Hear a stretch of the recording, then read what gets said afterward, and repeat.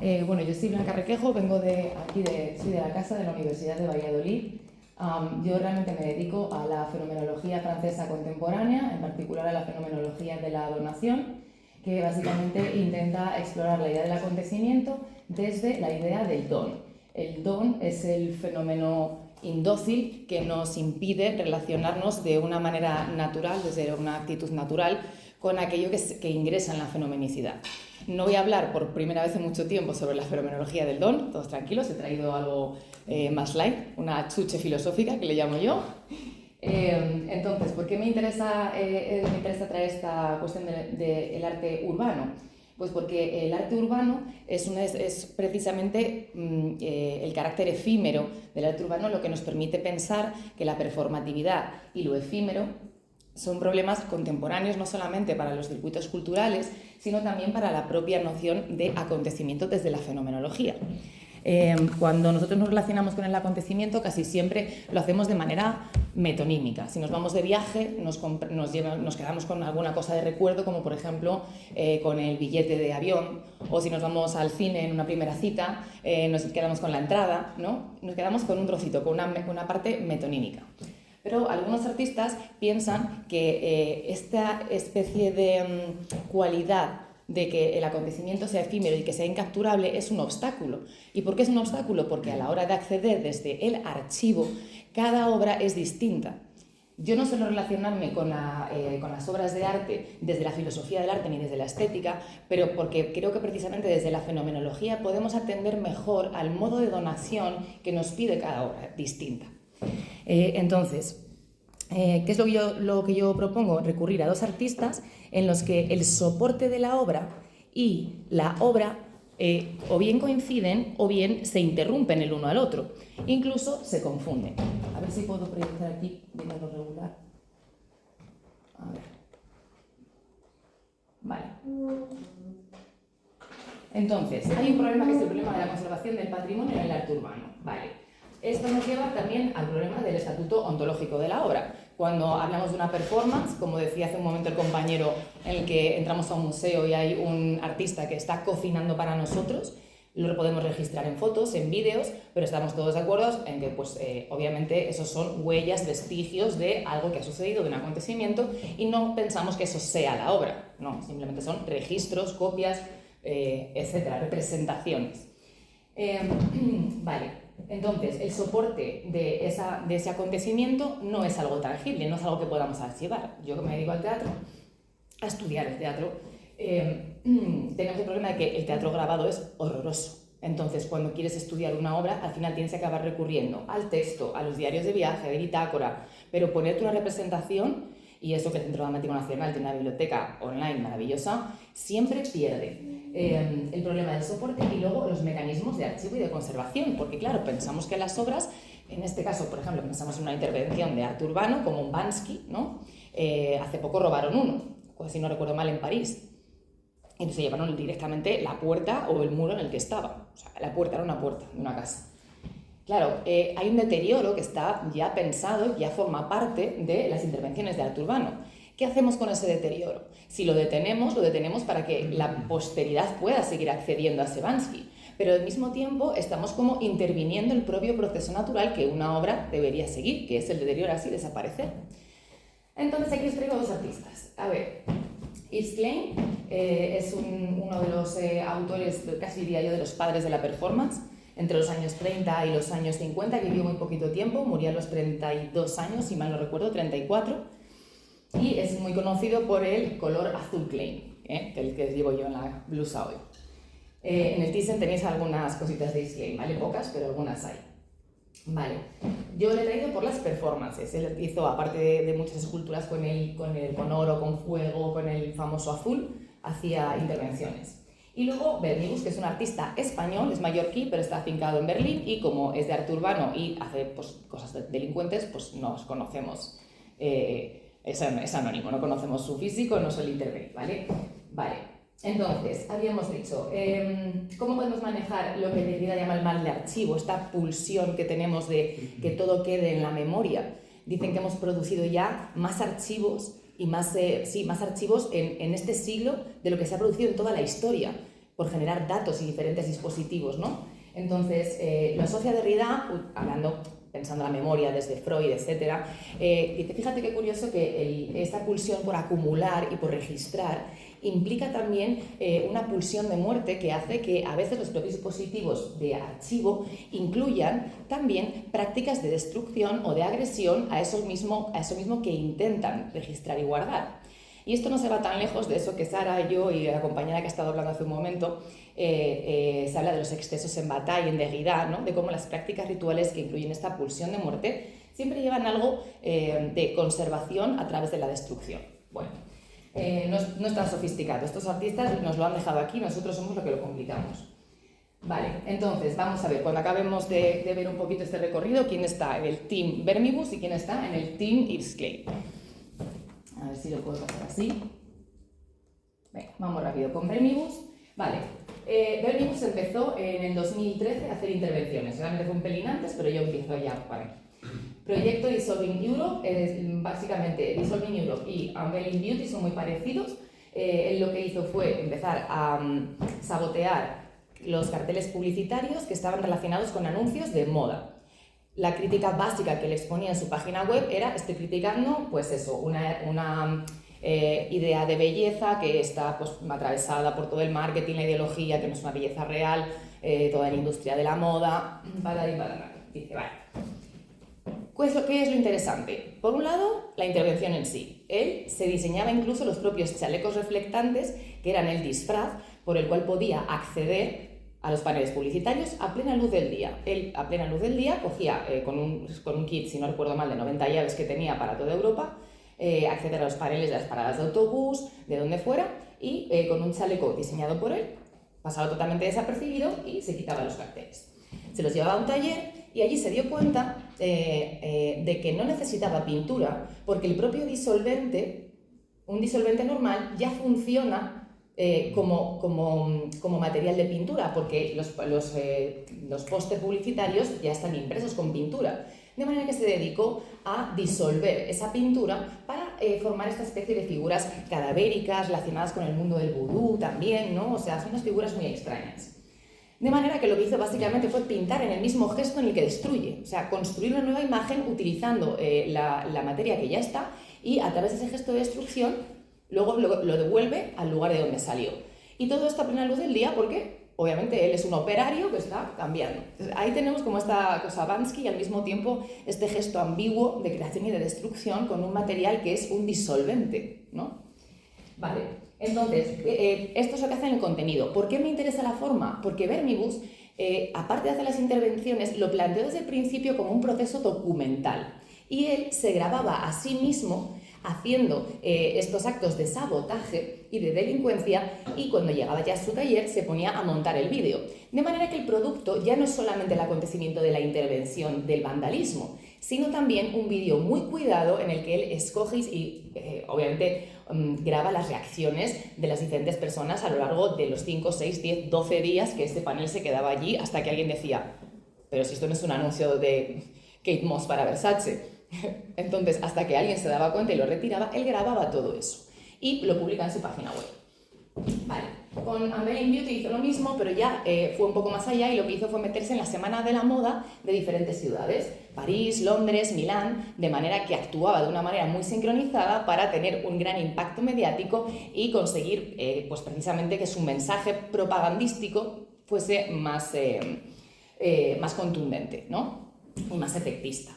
Ahí sí que es un gesto bastante, bueno, diría yo que un pelín sensacionalista, pero es parte como de esa primera capa que parece que está ahí. Y yo le decía ayer a mis compañeros, Vermibus yo creo que no se dio cuenta de que con esa lectura que él proponía de la industria de la moda y la belleza presentan unos cánones, bla, bla, bla, bla, hace mucho que la obra se ha pasado de largo ese mensaje, porque se ha independizado totalmente del autor. Vale, vamos a ver rápidamente, teóricamente, si yo pulso... He metido ya el vínculo aquí para que no nos... En realidad, si yo pulso control clic.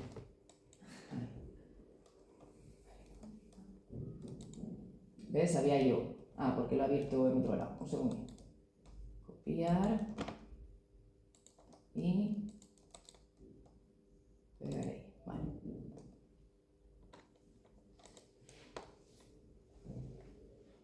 Bueno, si no lo deja reproducir, pues ya lo buscáis en casa, pero bueno, era más que nada para que viésemos. Vale, en este caso, por ejemplo, en Unveiling Beauty, ya busca sacar la belleza, por eso se llama destapar la belleza, de estas figuras cadavéricas que presentan. Fijaos que el producto comercial como tal ya es el documental, el montaje, la música, todo producido por Vermibus, ¿vale? Paso rápido. Ahí le tenemos.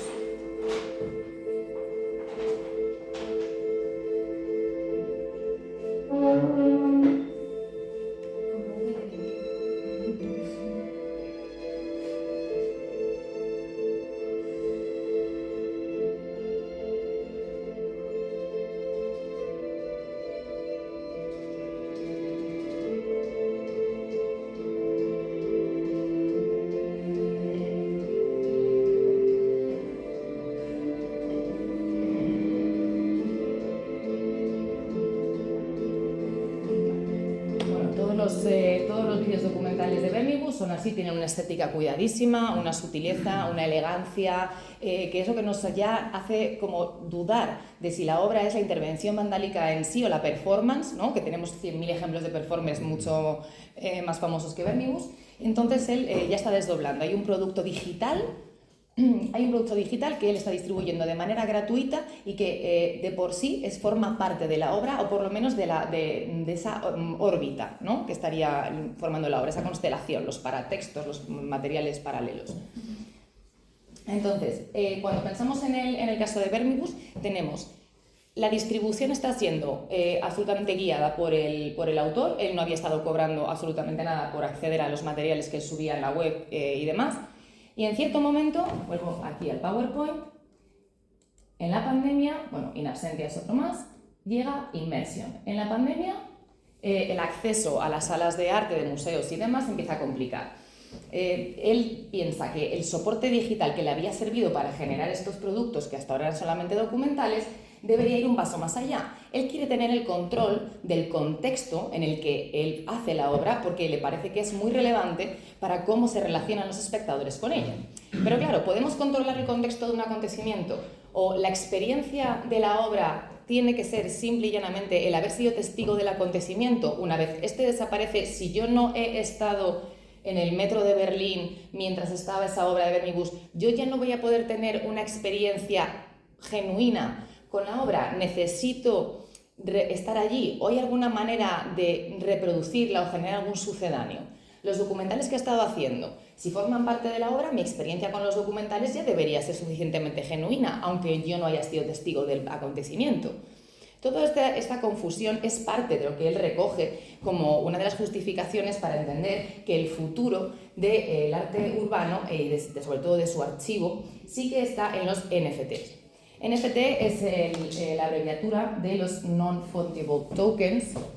A ver, bueno, aquí os traje algunas imágenes para que veáis. En 2019 hizo carteles con Paz Vega, Penélope Cruz. Esto es In Absentia en el metro de París. Esta es del 2018 también. Entonces, Vermibus dice, mi última obra va a ser en el metro de Berlín, voy a intervenir en carteles publicitarios en el metro de Berlín, pero ya, aparte de subir a YouTube la intervención como tal, lo que voy a hacer va a ser dar acceso a través de mecanismo de realidad aumentada y de realidad virtual. De manera que cuando entras a YouTube, lo podemos ver ahora si queréis, lo típico de que te puedes mover con el móvil por el metro y entonces tener la panorámica, y él grabó los sonidos, grabó a transeúntes e hizo pues unos clips de 7, 8, 10, 12 minutos, y cada clip de esa serie de 8 vídeos lo convirtió en un producto digital no fungible. Un producto digital no fungible, un NFT, lo que intenta es proteger la autenticidad y sobre todo la singularidad de lo que para nosotros sería, me descargo de internet una imagen y punto, que sería la obra de Vermibus. Pues el Non-Fungible Token no es que te prohíba descargar la imagen JPG, Es que te da un archivo que está protegido dentro de una cadena de bloques y por lo tanto supuestamente queda certificada entre el autor y el comprador su autenticidad. 5 minutos. Vale. Esto fue lo que hizo Verminous. Vamos a ver rápidamente lo que hizo Klein. Bueno, aquí veis que no le salió muy bien la cosa, me he tenido que ir a Wayback Machine porque ha sido muy difícil encontrar lo que pasaba en tienda. Vale, Klein, en cambio, por su parte, empezó a hacer unas performances que consistían en apropiarse de zonas que tenían cierta sensibilidad pictórica inmaterial en la ciudad de París.